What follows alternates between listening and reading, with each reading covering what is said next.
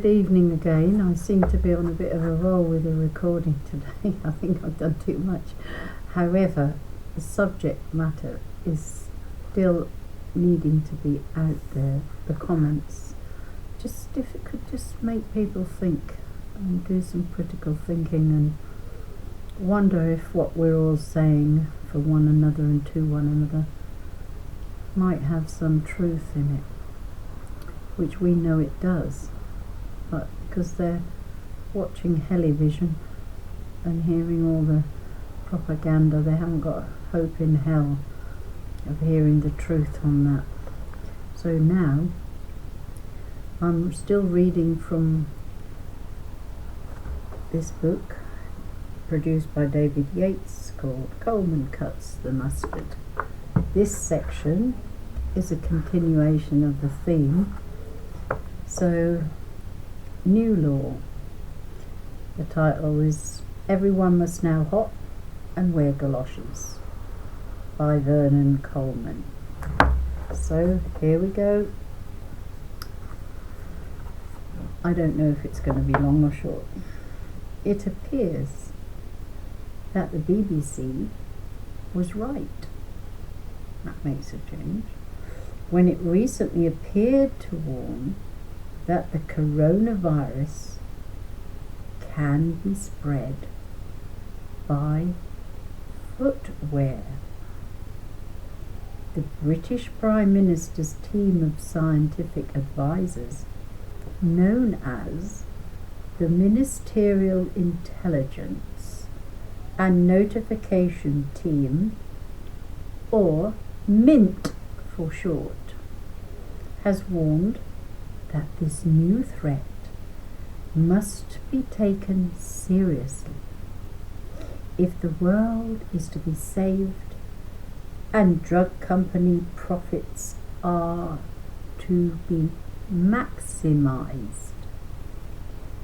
Professor Neil Ferguson of Imperial Mints and the Bill Gates Foundation for jabbing scared people with chemicals has warned that if nothing is done then 300 million Britons will need to be hospitalised and at least 370 million of them will die.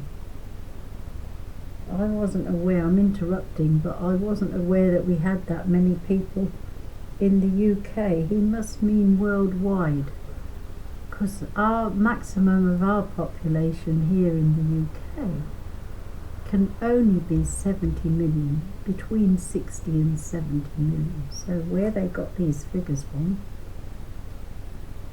When a journalist timidly pointed out that there aren't that many people in Britain, which is what I just said, Professor Ferguson, known to his fan club as the Eddie the Eagle of mathematical modelling, replied that as a result of foot transmission, he is expecting a second, third and fourth wave of the infection, which will repeatedly wipe out 150% of the entire population. That's what they'd like. To deal with this unexpected problem, the Prime Minister's special advisor, Dominic Cummings, set up a one-man committee. Never heard of it in my life, and I've sat on loads of committees in Islington. No way, one-man committee. And has decided that the problem will be halved if everyone hops instead of walking. Hopping, said Sir Dominic, will mean that only one contaminated foot will be in contact with the ground at any time. Well, count me out, because I couldn't hop like a bunny rabbit even if I wanted to. Oh dear. Can't believe what I'm reading here, Vernon. The Governmental Advisory Committee, known as MINT, has also recommended that all citizens should wear disposable galoshes. But we all would slip over in those wretched things. These can be made at home. Oh God, what about when it's raining? Out of old shoe boxes, or, for those with smaller feet, old plastic detergent containers and some sticky back tape. Are they totally mad and bonkers? No, we couldn't wear those sort of homemade things. Oh my goodness me. That's why we pay a lot for our shoes, so we don't fall over.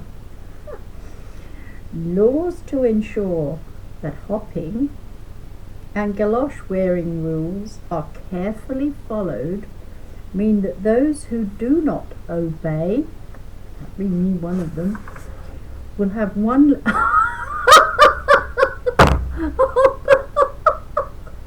they gotta be kidding, haven't they? Have one leg amputated.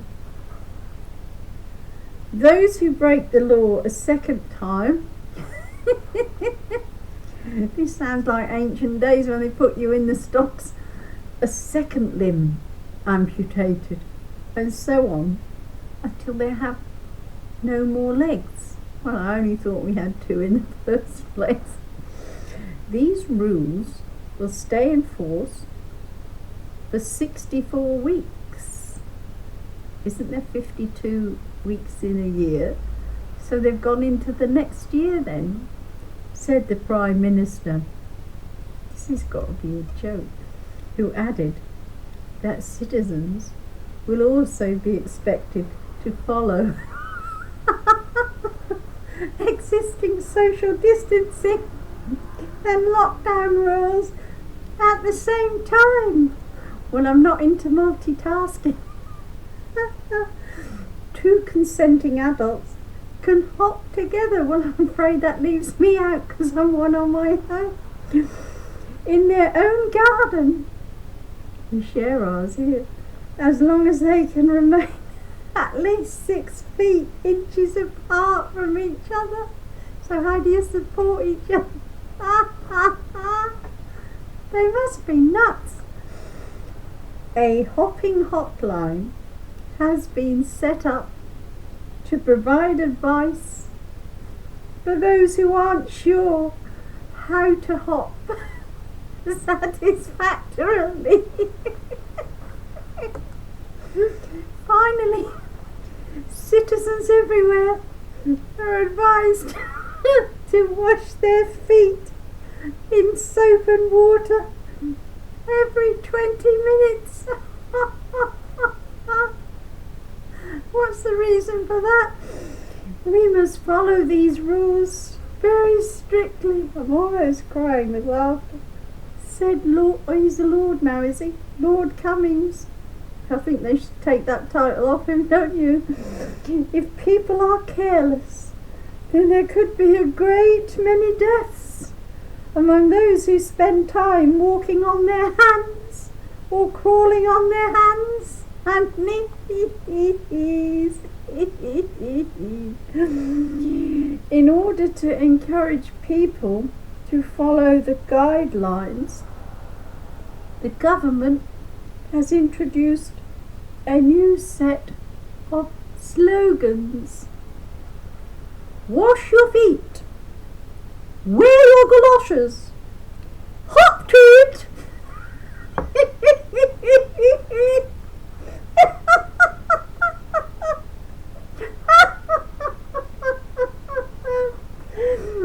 In addition, every Wednesday at 7 p.m, citizens will be encouraged.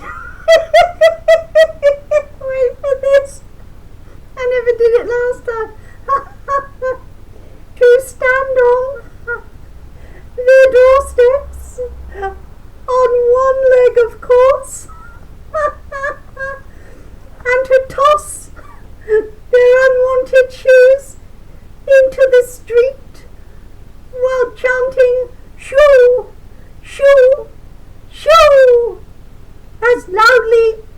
they can.